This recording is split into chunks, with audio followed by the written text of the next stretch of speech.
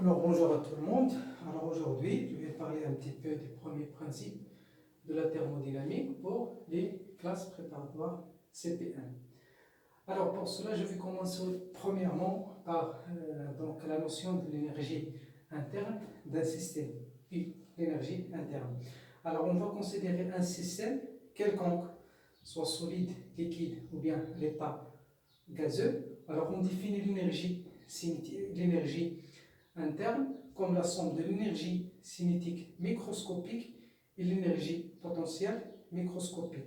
L'énergie cinétique microscopique, c'est l'énergie donc due au mouvement donc des différentes constituants de ce système. Bien sûr, les constituants de ce système sont toujours en mouvement de vibration, de rotation et de translation aussi. Bien sûr, il y a une énergie cinétique. Alors, la somme de ces énergies cinétiques donc pour tout le système, c'est ce qu'on appelle l'énergie cinétique microscopique. L'énergie potentielle microscopique, bien sûr, il y a des interactions toujours entre les constituants des systèmes, les constituants soit des atomes ou bien des molécules.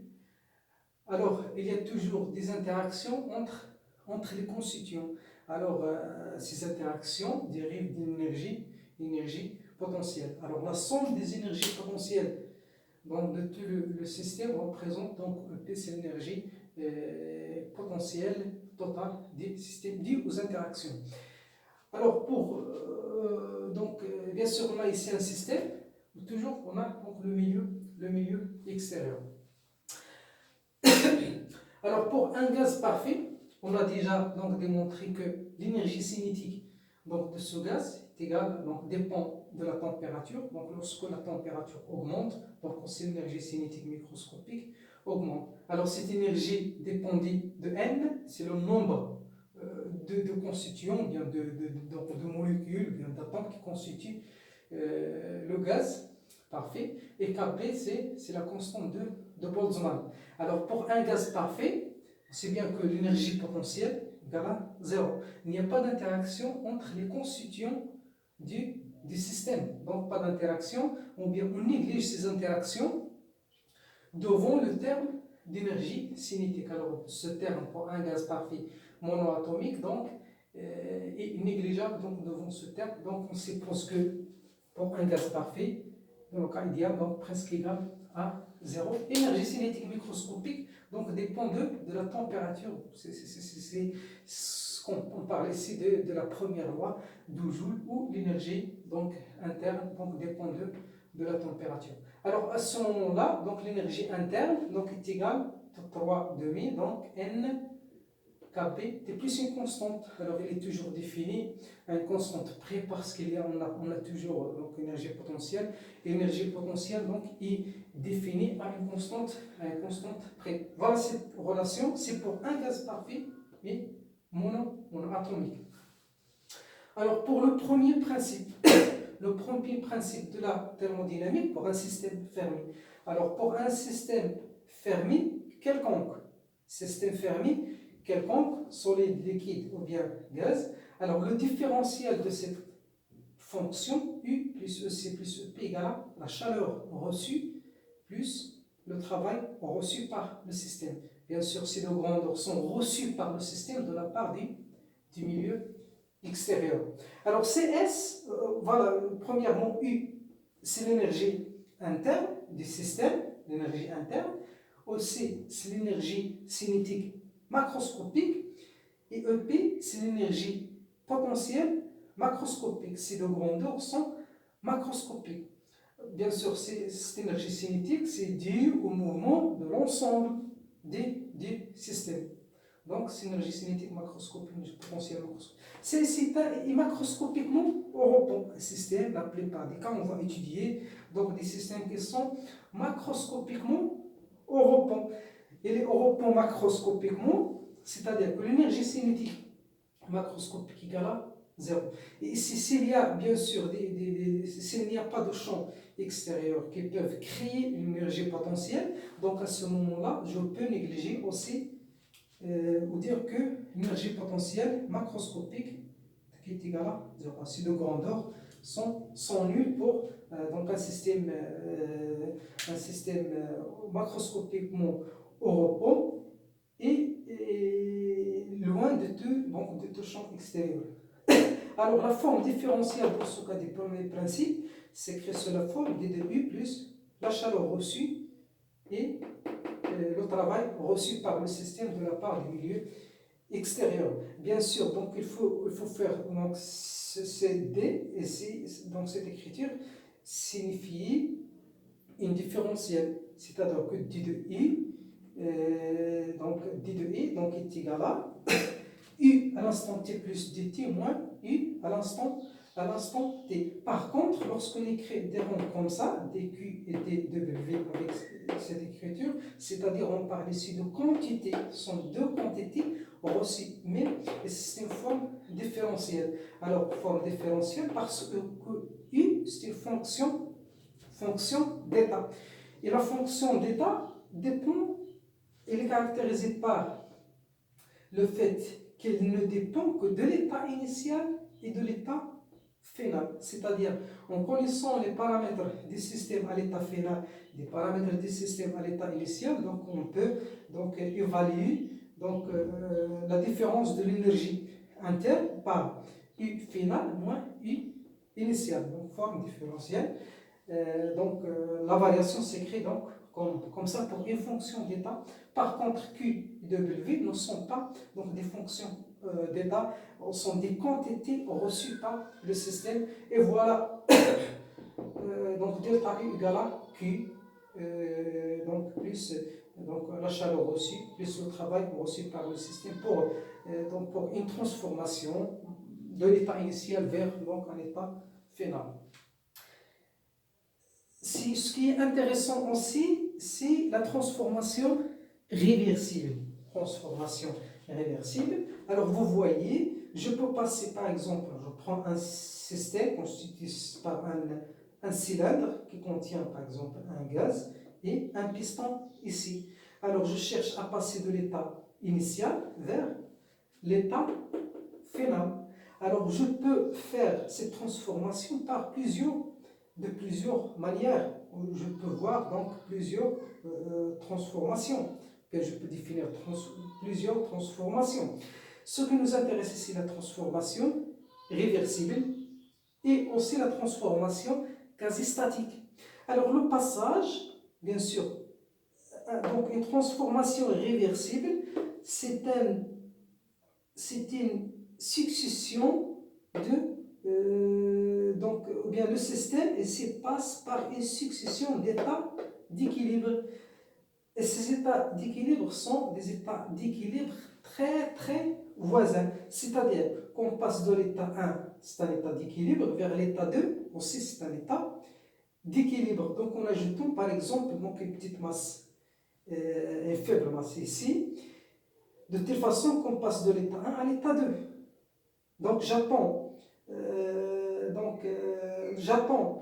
établir donc l'équilibre, puis j'ajoute donc une petite masse pour passer à l'état 3, c'est un état d'équilibre, et ainsi de suite jusqu'à arriver à l'état final. Alors cette transformation, c'est une transformation quasi statique, c'est-à-dire qu'elle passe par une succession, on peut dire par plusieurs donc, états d'équilibre très très voisins. Alors donc bien sûr, si le passage dans le sens inverse est possible, à ce moment-là, on parle de transformation réversible. Donc réversible et quasi-statique, la différence c'est dans le sens inverse. Alors je peux passer dans ce sens, il est quasi-statique, mais si je peux passer dans ce sens et donc le passage vers le sens inverse est toujours possible, à ce moment-là, on parle de transformation réversible. Alors dans ce sens, il est quasi-statique. S'il est possible dans les deux sens, alors à ce moment-là, il est réversible. Alors une transformation qui n'est pas réversible, alors on dit qu'il est irréversible. Alors il est irréversible. Alors ces états, ce sont des états d'équilibre. C'est un état d'équilibre, c'est-à-dire que prenons par exemple l'état 3 ici. Donc la pression P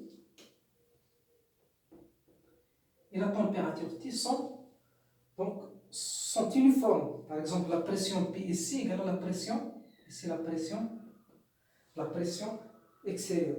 Donc, pour chaque état d'équilibre, toujours la pression intérieure du système égale à la pression extérieure. Donc, c'est un exemple pour un gaz. Voilà, transformation quasi-statique et réversible. La chaleur. Alors, la chaleur, c'est un mode de transfert de l'énergie. C'est-à-dire qu'on peut faire transmettre ou bien échanger la chaleur ou bien l'énergie entre deux systèmes sans par exemple varier le volume, sans force extérieure. Par exemple, lorsque je prends deux système S1 à la température T1, système S2 à la température T2, on peut voir l'échange de température, l'échange de l'énergie entre les deux systèmes de telle façon qu'on peut voir bien sûr la variation de la température de S1 et la température de S2. On dit que S1 peut recevoir de l'énergie sous forme de chaleur, donc de S2. Et la même chose, S2 peut recevoir de l'énergie sous forme de chaleur de S1. Et tout ça sont variations de volume. Parce que ici, le premier principe égale d2q plus dw. Alors, on peut changer l'énergie interne du système sans faire donc des forces extérieures. Donc, sans force extérieure, seulement donc, aller d'un transfert, ce qu'on appelle transfert thermique. On parle ici de la chaleur reçue par le système. Alors, le travail des forces extérieures, bien sûr, le système ici, c'est un système. On peut voir un système qui subit des forces, des forces extérieures. Alors, le travail de ces forces extérieures représente donc le travail reçu par le système. Pour le calculer, on va prendre le cas le plus simple, c'est le cas d'un piston, c'est le cas d'un cylindre. Donc, à l'aide il y a un piston susceptible de se déplacer sans frottement, bien sûr, sans frottement. Et voilà, de telle façon qu'il peut passer de x vers x plus dx, ou bien l'inverse de x plus dx vers x. Et bien sûr, on sait bien que le travail de cette force, on suppose que le travail de cette force, bien sûr, on sait qu'elle est égale la force extérieure multipliée par le déplacement élémentaire donc de ce piston. On sait bien qu'elle est égale donc d de x i, voilà, c'est la forme. F extérieur, donc la force extérieure. C'est la force extérieure est une force pressante.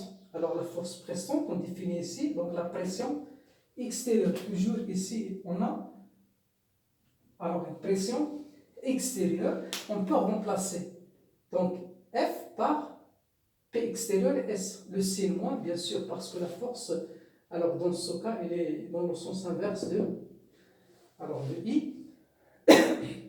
Parce que la force toujours, alors elle est vers le système. Alors le travail reçu par le système, le travail élémentaire donc pendant le déplacement dx, donc est égal à moins P extérieur S dx, ceci le volume élémentaire dv. Donc dv est égal à S dx. Voilà, dv, c'est une relation importante. Il faut toujours ici distinguer entre pression intérieure, la pression du système, Cp, et la pression extérieure. Alors ces deux grandeurs sont égales seulement s'il y a donc équilibre. Si le système est en équilibre, on dit que la pression extérieure donc, est égale à la pression des systèmes. Alors on va faire donc, des exemples. On va commencer par une transformation monobar. C'est-à-dire que la pression extérieure des systèmes est égale à une constante. Donc la pression extérieure égale à N constante. Donc, à quoi est égal le travail? Donc le travail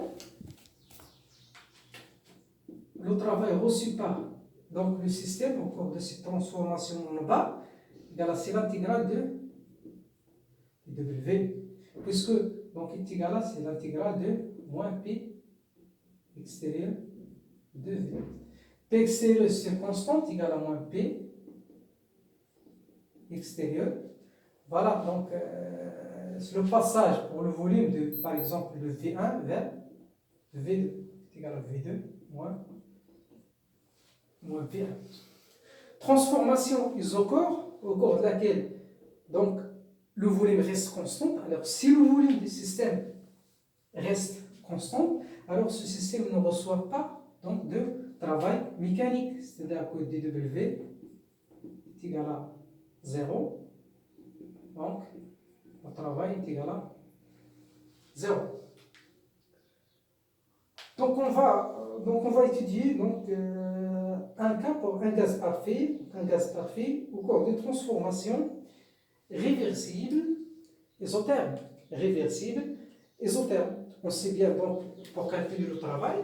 Donc, on va commencer par le travail élémentaire. Donc, le travail élémentaire est égal au travail reçu par ce système qui passe de l'état P1, V1, T0, P2, V2, T0. Ici, la température reste constante parce que la transformation est isotherme. Isotherme, c'est-à-dire transformation au cours de laquelle la température reste constante. Donc le travail élémentaire égal à moins pi extérieur dV est égal à P extérieur, c'est la pression extérieure. Mais puisque la transformation ici, c'est une transformation réversible, c'est-à-dire qu'elle passe par une succession infinie donc d'états d'équilibre, donc on suppose qu'elle est infinie, succession d'états d'équilibre infinie, donc à chaque état d'équilibre, la pression intérieure égale à la pression extérieure. Donc on peut écrire donc, le travail élémentaire dans ce cas en fonction de la pression du système dV. P, c'est la pression donc, du système. Et puisque le gaz est un gaz parfait, alors P égale à nRT sur V. Voilà l'équation des gaz parfaits. Alors à ce moment-là, le travail élémentaire reçu par le système égale donc moins P, donc moins nR. Donc la température, c'est une température constante au cours de cette transformation. Donc nRT T0 et voilà dV sur V. Alors, pour la transformation de l'état initial vers l'état final, voilà le travail égal. Voilà. Puisque T0 est constante, on écrit moins nR T0, l'intégrale de V sur V. Donc le passage de l'état initial à l'état initial, on a vu le volume V1, et à l'état final, on a vu le volume V2. Voilà, qui est égal moins nR T0 ln donc V2 sur V1. Donc 1 sur V. La primitive de 1 sur V, c'est le logarithme népérien de V, donc égal à ln V2 sur V1, que l'on peut écrire aussi égal à moins nR T0, puisque T0 est constante, donc V2 sur V1 en appliquant la relation des gaz parfaits. Alors, on remplace V2, donc V2 par nRT0 sur P2, donc on trouve ln en fonction aussi des pressions P1 sur P2. Et voilà le travail reçu par un système pour un gaz parfait au cours d'une transformation réversible et isotherme à T égale à une constante.